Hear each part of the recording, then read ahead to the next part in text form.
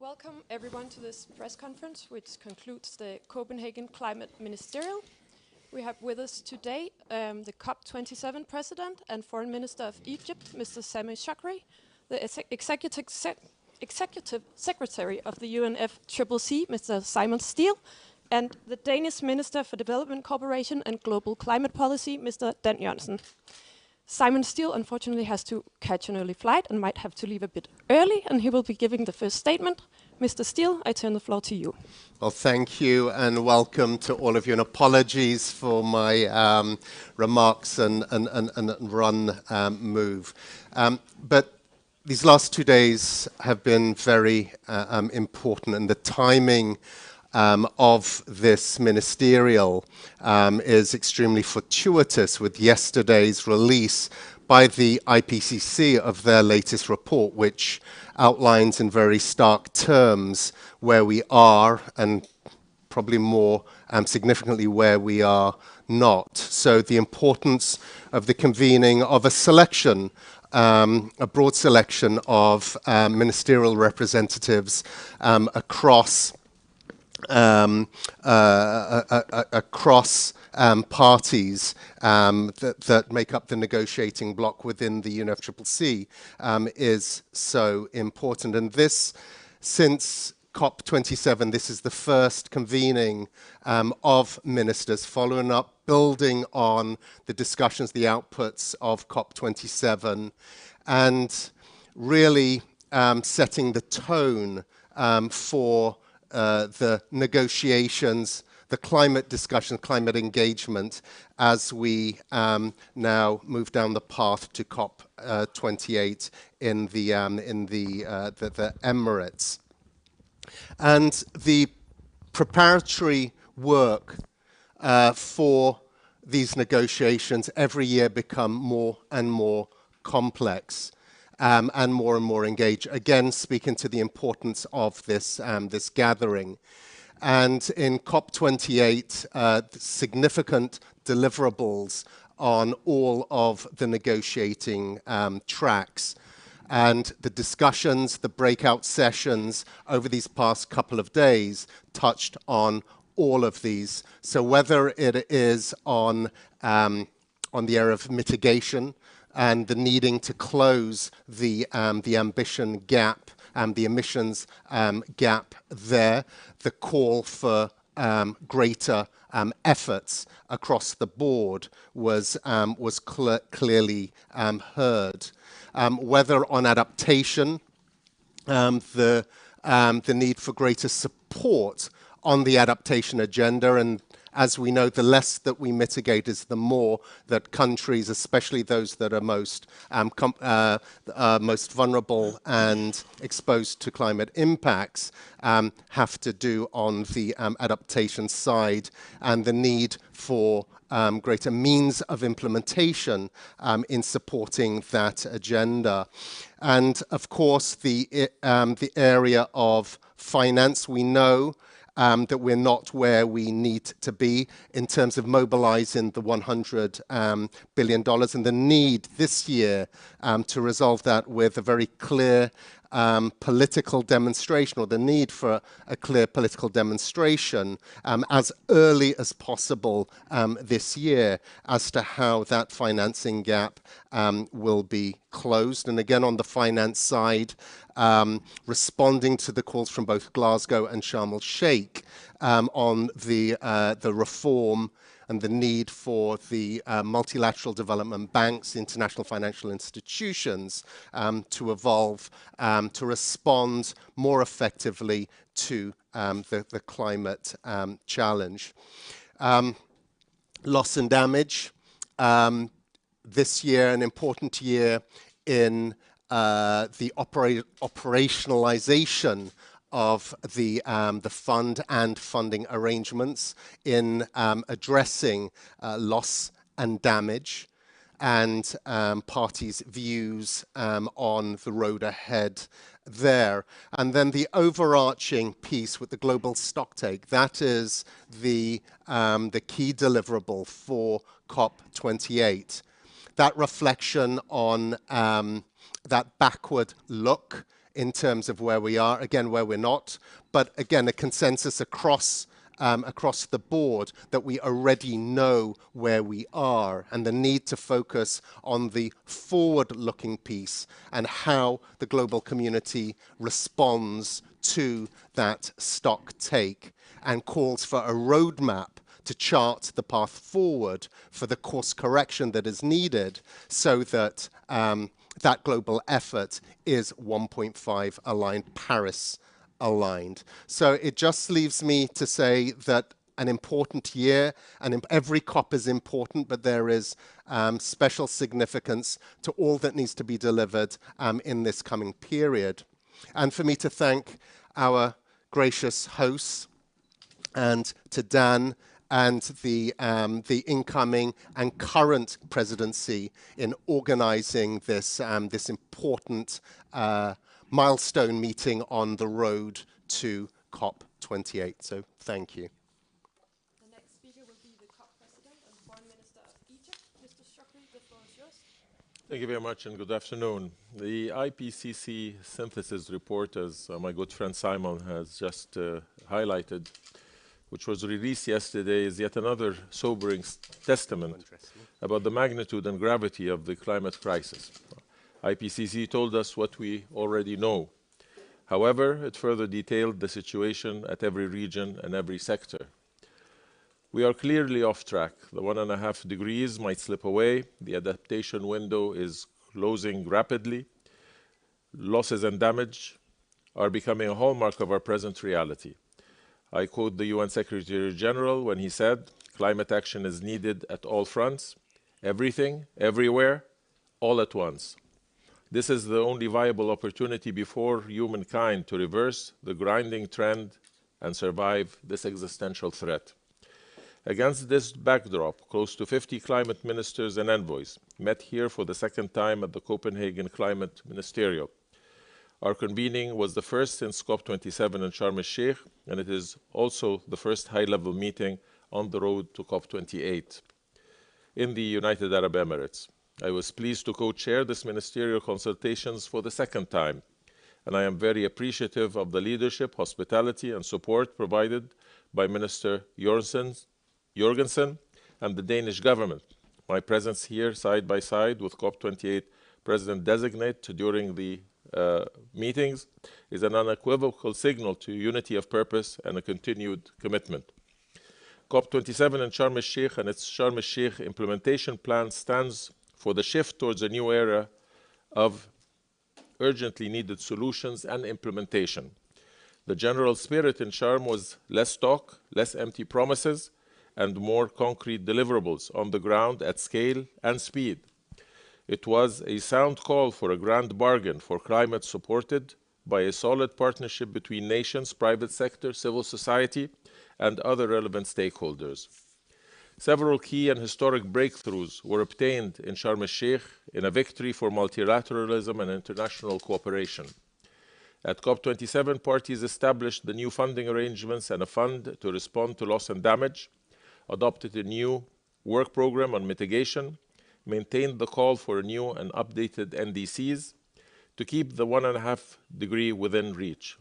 It reaffirmed the imperative of the concept of just transition through a first ever work program, agreed on a framework on the road to a credible outcome on the global goal on adaptation, called for honoring the long overdue symbolic $100 billion commitment while reforming the IFIs and MDBs with a view of ensuring that climate finance is appropriate, sufficient, accessible, and concessional for developing countries.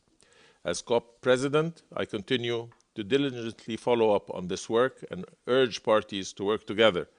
This weekend, the Egyptian city of Luxor will be hosting the first meeting of the Transitional Committee on Loss and Damage.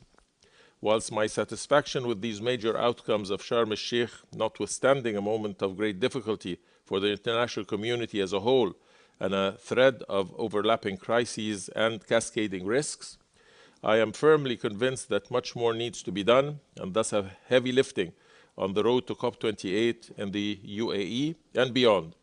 We need to operationalize Sharm el-Sheikh's outcomes and demonstrate more ambitious action. Our action should be measured by responding to best available science while honoring the principles of equity and common but differentiated responsibilities under the Convention and its Paris agreements. I'd like to thank my colleague and good friend, Dan, for the hospitality and generosity and his excellent leadership in conducting these ministerials. I think they have had an impact. I benefited from them last year in preparations of my presidency, and I'm sure that they set the tone for greater cooperation, greater understanding, and a common will to address the very challenging climate crisis that we face. Thank you. And now for the final statement by Danish Minister for Development, Cooperation and Global Climate Policy, Mr. Dan Jørgensen. Well, first of all, thank you so much for those kind words, and thank you so much for your leadership. Not only was Sharm el-Sheikh instrumental in making decisions that we've waited for a very long time and that are now there to be implemented, you've also pointed for a way forward from there, so thank you so much for that. I am, of course, very honored to have been able to host the Copenhagen Climate Ministerial and to have welcomed prominent climate ministers and key decision makers to Copenhagen again this year. Together with colleagues from more than 40 countries, we have over the last 2 days reaffirmed our commitment to follow up on the COP27 decisions and drive progress towards COP28 in Dubai later this year. COP28 will, in my opinion, be the most important COP since Paris. The IPCC and the UN Secretary General warned us yesterday that the climate crisis is on the brink of spinning out of control. Time is running out and action is needed. It is a promising sign from the ministerial here in Copenhagen that no participants disputed the need to reduce emissions by 43% by 2030 in order to keep the 1 target degree alive.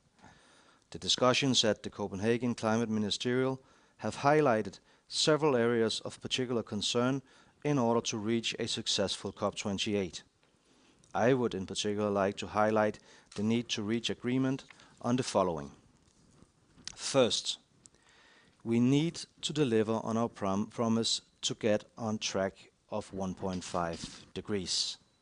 To this end, more ambitious NDCs are needed, and we simply need to agree on a commitment to phase out unabated fossil fuels. This should be replaced, among other things, by approximately 1,000 gigawatts of renewable energy capacity every year. Second, the climate crisis is a fact. This also entails that more attention needs to be cast on the need for increasing adaptation action, including access to adaptation finance for the most vulnerable countries. Third, we need to operationalize the new funding arrangements responding to loss and damage caused by climate change. We need to find funding solutions, and we need to do it fast. Fourth and last, the global mobilization of climate finance, we need to mobilize financing on a scale to enable the green transformation, not least in Africa. And the developed countries should, of course, deliver on mobilizing the $100 billion that has been agreed upon. In our view, these vital issues should be a part of the global stocktake, which will be concluded at COP28. The global stocktake should both ensure that the countries have a shared understanding of the status of the Paris Agreement and, even more importantly, inform parties in enhancing action and international cooperation across the board. With those words, thank you very much.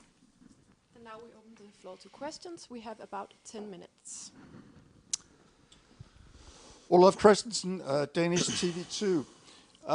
Mr. COP President, you said that the 1.5 target is in danger of slipping away. And you, Mr. Jorgensen, you mentioned that nobody among the ministers have disputed the need to keep the 1.5.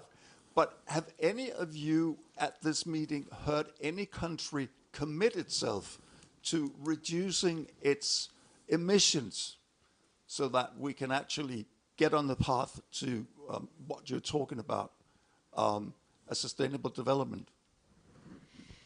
Well, undoubtedly, maybe participants didn't particularly divulge what they are undertaking in maintaining the 1.5 degree, and necessarily that would entail a reduction of emissions.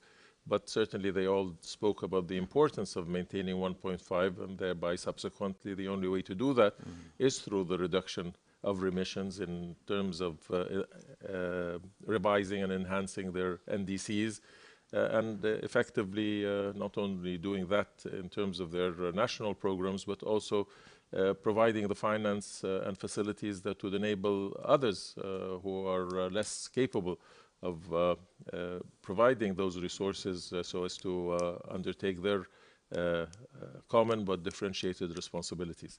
So I think there was a consensus on the need to take immediate and impactful action to maintain the 1.5, and we expect that that will be translated into effective measures, policies, and legislation. And maybe I can add to that quite a few European countries argued that the EU needs to increase the ambitions in our common NDC. Right now it states that we will reduce our emissions by at least 55%. But actually, if we look at the legislation that's been negotiated within the last year, we have results that would indicate that we can go further than that and have a higher reduction target than that. In Denmark, of course, we've also decided recently that we will increase our ambitions so that we will move forward the target on becoming carbon neutral to 2045, and in 2050 we will be a carbon negative country, meaning that we have to reduce our emissions by 110%.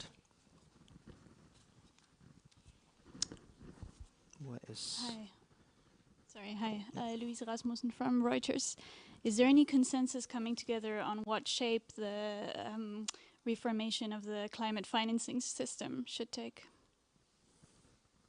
Well, again, this is an area that was highlighted during various interventions.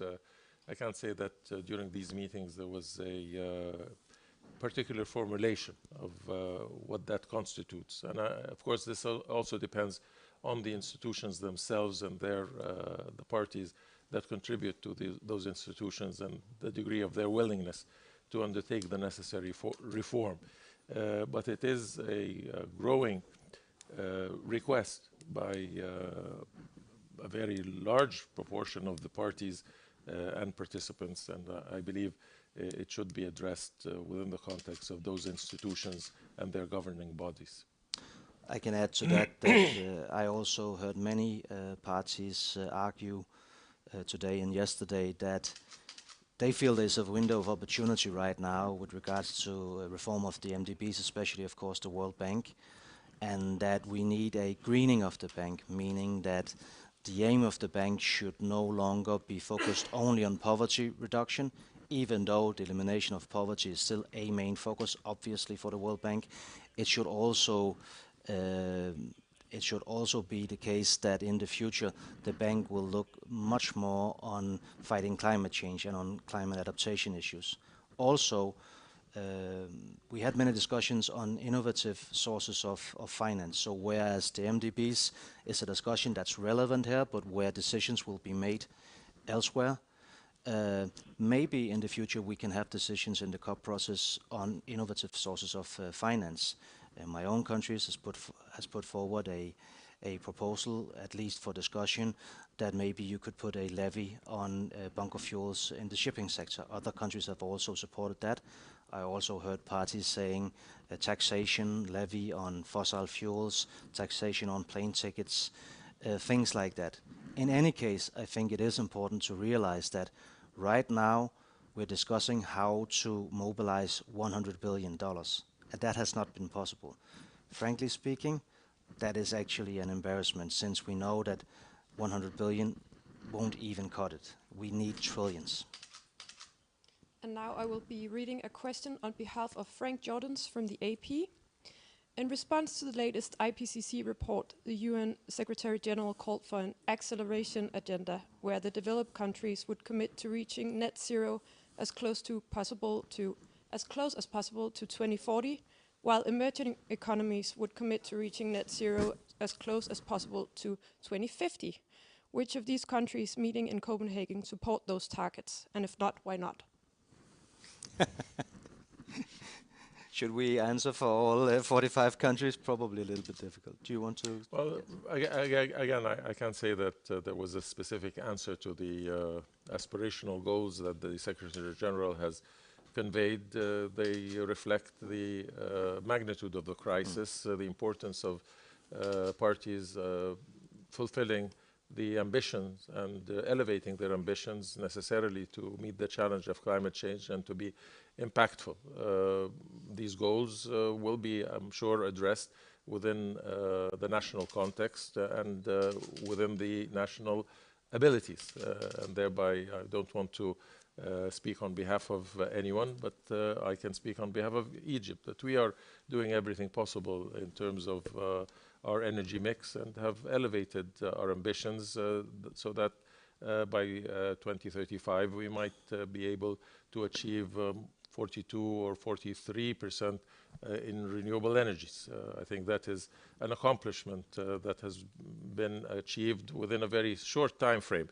And we anticipate that we might overshoot that ambition because of the technology that is developing. But here we rely on the transfer of technology from our friends and partners, among them Denmark and others, who would be willing to transfer that technology readily and provide us the opportunity to even extend further our ambition. So again, this is an ongoing process, one where we can only incentivize and encourage everyone to do their role. We can only live together or perish together. I can only add to that maybe our collaboration as countries bilaterally is an example that others might find inspiring, because if we are to solve this huge challenge that is referred to in the question, which basically is just quoting what the science tells us is necessary, we need a transfer of technology, goes without saying, but we also need to start collaborating in different ways. And all parties, all countries on the planet needs to stop seeing this as a zero-sum game. We need to be aligned, and we need to know that all technology is developed, even though sometimes it's tempting to keep them for yourself because that gives you a competitive advantage. All technologies needs to be deployed as broadly as possible, as fast as possible. Hello, Rasmus Svaneborg from Danish Climate Monitor.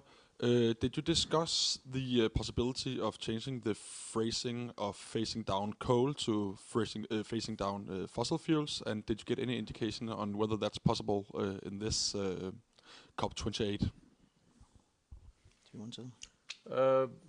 I think there's a general recognition of the importance of reducing the reliance on fossil fuels and being able to transition towards renewable energy, clean energy. Again, this has to be taken in perspective of what constitutes a just transition.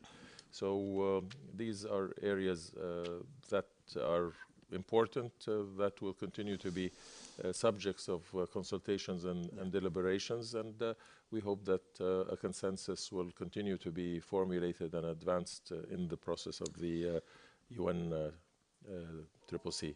There's no doubt that it will be a part of the discussion moving forward towards COP28. Right now, as a result of Glasgow COP26, there is a formulation in the Glasgow Pact saying that we need to phase down unabated coal. That led to some parties, including primarily India, arguing last year at COP27 that why not expand that, so instead of only referring to coal, we refer to all fossils. My own country definitely supports that. I think there was a big group of countries, some say more than 80, that supported that in Sharm. Whether or not we will reach that result in in Dubai later this year is of course difficult to say, but I think we can say for sure that it will be a part of the conversation. Now I will be reading a question on behalf of Camille Bass-Volet from the AFP. What signal does the ministerial send? What work is required politically to assure success of COP28? Can it send a wrong message that the meeting will be held in an oil-producing country when we need to phase down fossil fuels? As I mentioned, I think this ministerial and those that have preceded it have been very instrumental in setting the stage and providing an opportunity for parties to develop their positions and to listen to those of others. So there is a value added to this process that we have all appreciated. And what happens in terms of from now until COP28 is a reinforcement. There are several junctures at which further ministerials will be convened. The Petersburg Dialogue as an example that provides us more opportunity to address the various issues and to hopefully bridge the gaps and find the necessary points of convergence. I believe that convening in the United Arab Emirates and the commitment that has been demonstrated by the President-designate and again the importance of not diverting from the objective at hand. There is a political commitment on the part of the United Arab Emirates to lead this process with all it entails, that it is a oil-producing country does not in any way detract. There are areas that can be of benefit to the process by highlighting the scaling down of dependency on fossil fuels and the efforts that have been taken in that regard.